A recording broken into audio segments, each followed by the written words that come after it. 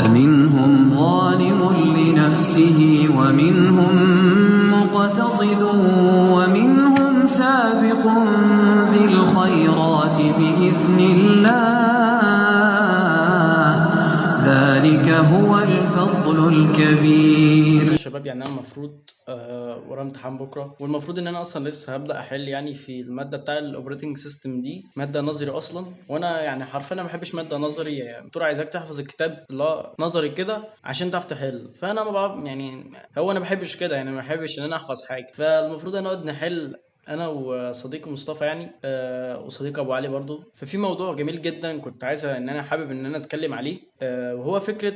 كنت شايف فيديو لابو زيد بيتكلم فيه في حته ان انت دماغك مصديه، اللي هو انت التروس بتاع دماغك واقفه اصلا. يعني حاسس ان احنا الفتره دي كلنا بنمر بالحته دي، حاسس يعني. فكان بيقول لك ان انت من افضل الحاجات ان انت تعملها هي القهوه، لانها بيبقى فيها كافيين. هو ايه، بيفوقك جدا جدا يعني، وبيخلي لك ان انت في تركيز بقى وفي فوكس كده على الحاجه اللي انت بتشتغل فيه. تاني حاجه وانا زودتها من عندي هي فكره المكان اللي انت قاعد فيه. يعني انا مثلا بشتغل في حاجه، مش بقول لك يا عم يعني بص، مش بقول لك روح في مكان تاني، غير حتى المكان اللي انت قاعد فيه. ومعنى ان انا بقول لك غير المكان، مش لازم حتى تغير تجيب حاجات جديده، لا انت ممكن تغير ترتيب الحاجات اللي في الاوضه عندك بس. شايف الفكره؟ يعني الفكره بص قد ايه مثلا بتكون بسيطه بس بتفرق. يعني انت جربها وشوف، هتفرق معاكوا جدا جدا يعني. وتالت حاجه كان بيقول لك ان انت لازم تحاول ان انت تقرا. وفي ناس يعني بيقول لك ان القراءه اصلا يعني بتخليك اصلا، يعني انا مجرب القراءه، قراءه جميله جدا جدا، لان اصلا يعني بتشيل الحاجه دي او الهم اللي كان في دماغك او الحاجه اللي انت كنت بتفكر فيها دي، اصلا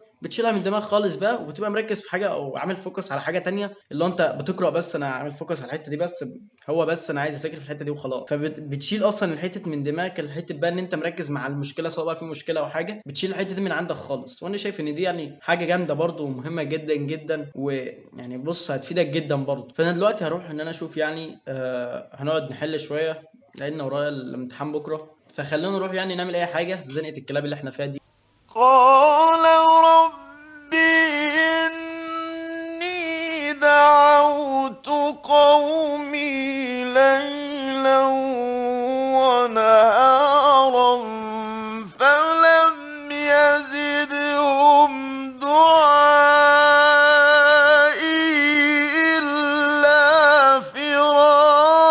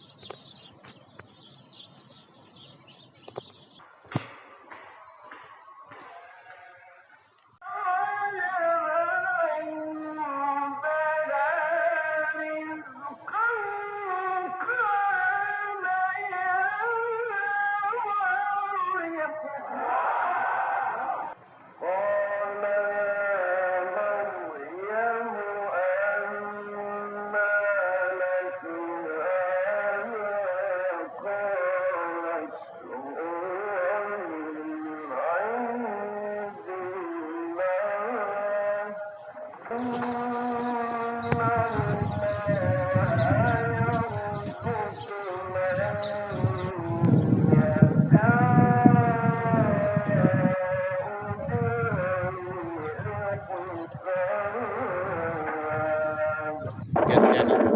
بس المشكله ان الاراضي كلها يعني تعتبر كلها اتزرعت.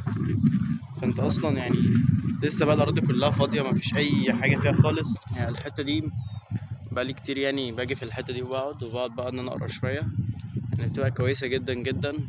ف يعني من الحاجات بقى الكتير اللي عايز اتكلم عليها الصراحه الفتره دي هي فكره ان انت لو عندك فكره سيئه ونفذتها افضل بكتير من ان انت يكون عندك فكره عظيمه ومفيش منها اتنين بس انت مش بتنفذها اصلا. يعني الحاجه دي بجد يعني احنا لو شفناها مع نفسنا كده هتلاقي نفسك ان احنا في اوقات كتير مش بنظبط الحاجه اللي احنا عايزينها او نعمل الحاجه اللي احنا عايزينها غير لما نلاقي مثلا عايزين بقى الوقت المناسب. آه، كل حاجه تبقى مناسبه، كل حاجه مثلا تبقى بيرفكت وجو المثاليه ومش عارف ايه.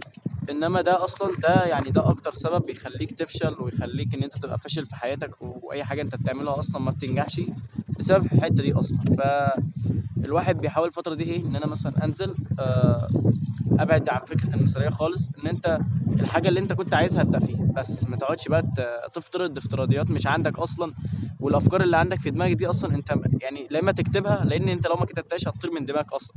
لما انت الحاجه مثلا مش افضل حاجه بس انت نفذتها، بتلاقي ان انت بعد كده بتضيف لها حاجات مثلا جديده، وبتتطور وبتوصل لمرحله انت ما كنتش توصل لها اصلا. بس الفرق ان هي في البدايه بتبدا ان انت حته صغيره او جزء صغير هو اللي بيكمل لك الباقي، ويخليك مثلا ان انت تحقق حاجه كويسه. فالمفروض انا هقرا شويه يعني. يعني اذا بقى العربيه لما تبوظ انا ممكن اشتكي ربنا الكلام ده؟ ايوه فعلا. طب انت هتشتكي لمين؟ نفكر احنا لينا حد الا ربنا؟ طب انت معتقد ان في حد احن عليك من ربنا؟ والله العظيم ما في. ده انت بص، مهما حصل، مهما كان حد من قريب منك وحنين عليك وبتاع، بيبدا يضجر منك. الذي لا يمل من دعائك ولا يمل من نعمائه عليك هو الله، بل يحب ان تساله. انك ان تشكو بني ادم فانما تشكو الرحيم الى من لا يرحمه. بقول له الظروف والحكايه، طب بتقول لي ابن ادم ليه؟ ده مش هيرحمك. اللي بيرحمك اللي المفروض تقول له تشكو له. ده فكره ان احنا اكتريه الاوقات مش بنبقى عايزين نتعب، فجه في دماغي كده فكره، عارف يعني عارف العصافير لما بتيجي مثلا بتبقى طالعه من اول النهار وهي اصلا يعني كائنات ما عندهاش عقل، تطلع تشتغل وتسعى وتتعب وتجتهد على نفسها، بتيجي بالليل يعني اللي هو اخر النهار بتلاقي ربنا رزقها وبتجيب اكل لعيالها واكل ليها.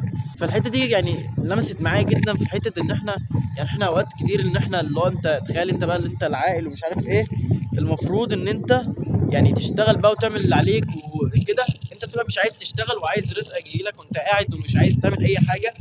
فانا الحته دي لمستني جدا جدا يعني، وان انت الحته دي مهمه جدا جدا اصلا. فانا دلوقتي المفروض مروح عشان خلصت الحمد لله قراءه، فالمفروض ان انا هروح دلوقتي.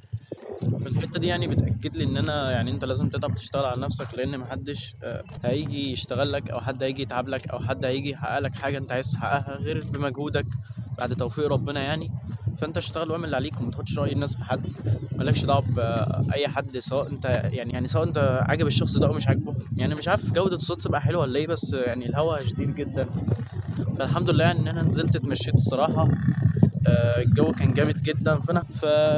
فبجد ما تستناش حاجه من حد، وما تستناش ان انت حد يعني ينجحك في حاجه. اتعب واشتغل على نفسك، واعرف ان الحاجه صعبه وان الحاجه هتاخد منك وقت وتعب، فكمل اعمل اللي عليك بس، يعني حاول تتعب بس يعني. انا مروح بقى دلوقتي المفروض عشان اروح الحق ان انا اروح يعني اصلي المغرب يعني.